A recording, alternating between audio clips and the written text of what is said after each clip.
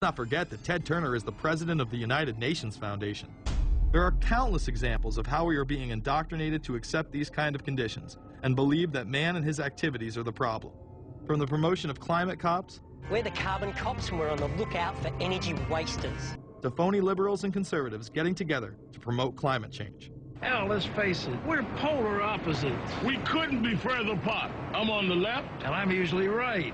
And we strongly disagree. Except on one issue. Tell them what it is, Reverend Pat. That would be our planet.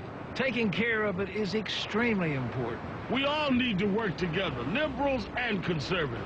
So get involved. It's the right thing to do. Now there you go again.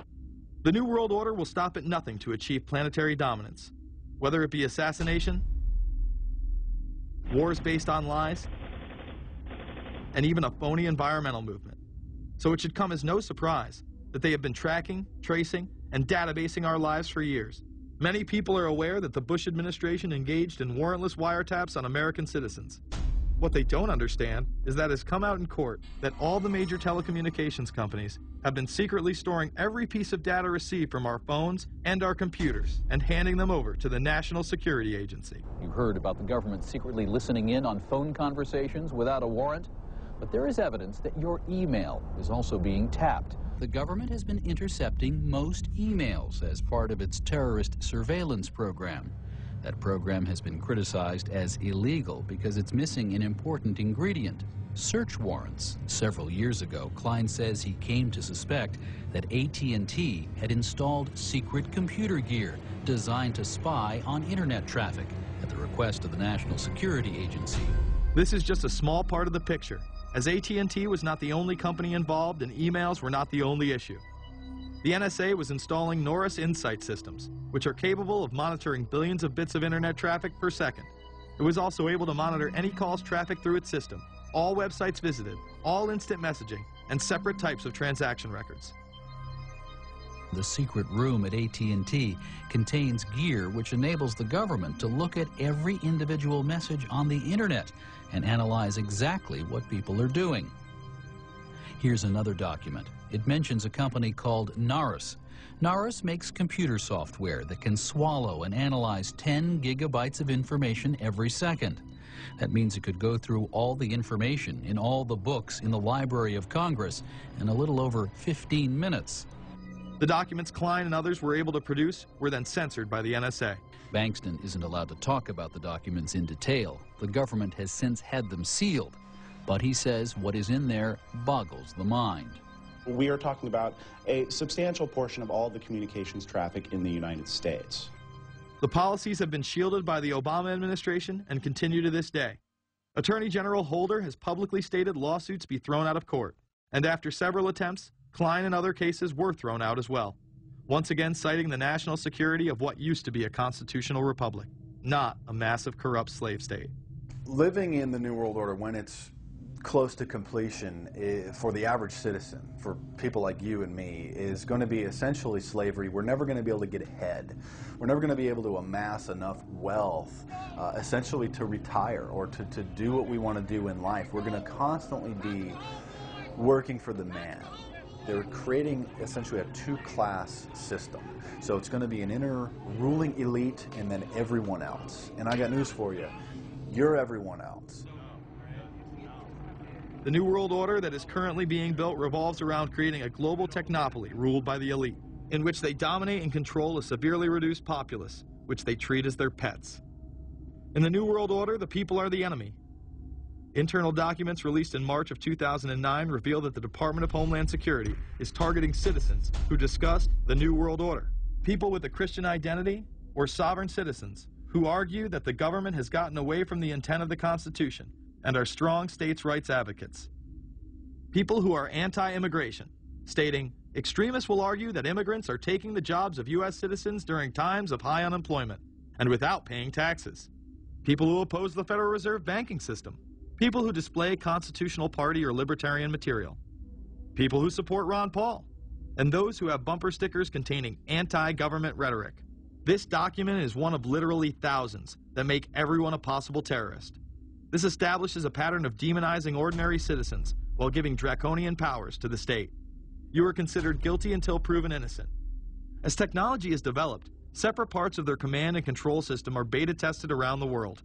Here at home, Boy Scouts are being trained to take on returning veterans and disarm domestic extremists, while national programs such as City Year are training young people to serve the government. I am change. I am fierce. In the United Kingdom, it has been established there are over 4 million CCTV cameras.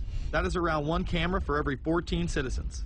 Their purpose is not to solve crime, as it takes 1,000 CCTV cameras to solve just one crime. It is to create a tattletale society in which everyone is under constant surveillance by the state and those around them.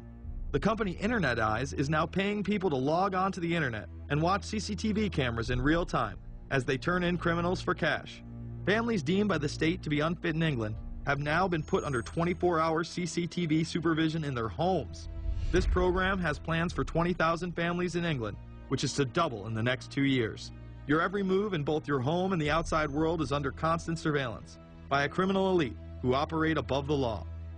As we are constantly under the microscope, their activities remain in the shadows.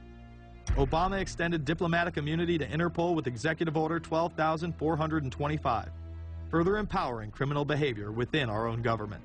In the Middle East, endless wars will continue. Under the Obama administration, we have sent tens of thousands of more troops into Afghanistan, all while the same network exposed in the Iran-Contra affair discussed earlier controls the opium trade. It was revealed in October of 2009 that the CIA had been funding puppet Afghani leader Hamid Karzai's warlord brother for the last 8 years. He is the lead opium dealer in the region. It seems the same cartel that was dealing drugs in the 80s and 90s never stopped. After all, how else could the government fund black operations programs across the board?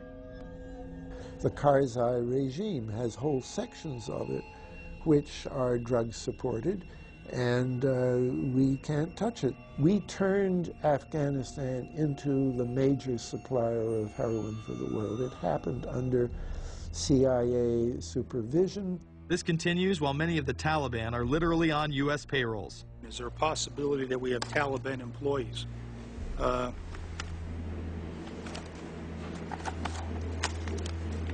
commander in the field, or I should say the COCOM commander, General Petraeus, has made it a conscious effort to, as part of his coin strategy, to hire local nationals. I can't talk in this forum, nor am I the qualified guy to talk about it, but there is no doubt in my mind, one day you're on one side of the ledger, the other day you may be on the other side of the ledger. Biometrics have been instituted in both Afghanistan and Iraq, where individuals are subject to fingerprint devices, iris scanners, and electronic databases to screen local residents as well as DNA tests. This includes anyone within the populace of a combat zone. Someone has to go out there with the biometric registration equipment, take your iris scans, take your scans and get you registered in the system like that. As scary and tyrannical as these systems seem to be, none may be as dangerous as the implantable RFID microchip. Through various pretenses, including terror, security, and entertainment, the chip has been promoted and integrated into society. In 2001, following the 9/11 terrorist attacks, the Jacobs family became the first family to be injected with microchips in front of a live television audience. We have a Florida family who are really pioneers in a brave new world. They have volunteered to be the first ever to have microchip identification devices implanted into their body. After 9/11, I was really concerned with the security of my family. In 2004, the FDA approved the use of RFID technology to be implanted into human beings. However, studies dating back to the 1990s show the implantable microchip has been linked to cancer in animals. But this has not slowed the agenda of control. In Barcelona, trendies get chips in order to receive VIP status at the exclusive Baja nightclub. A simple swipe of the arm gets them in without a line, and it pays for their drinks, too. The Mexican government also chipped employees for security measures in 2004. We were interested today to hear that more than 100 law enforcement officials in Mexico are having microchips implanted in their arms. The chips allow a person to be scanned, sort of like a cereal box at the supermarket checkout. Mexico's Attorney General and 160 of his deputies have had microchips implanted in their arms. It is to provide access, said the Attorney General, to the right people in exclusive areas. Today, aside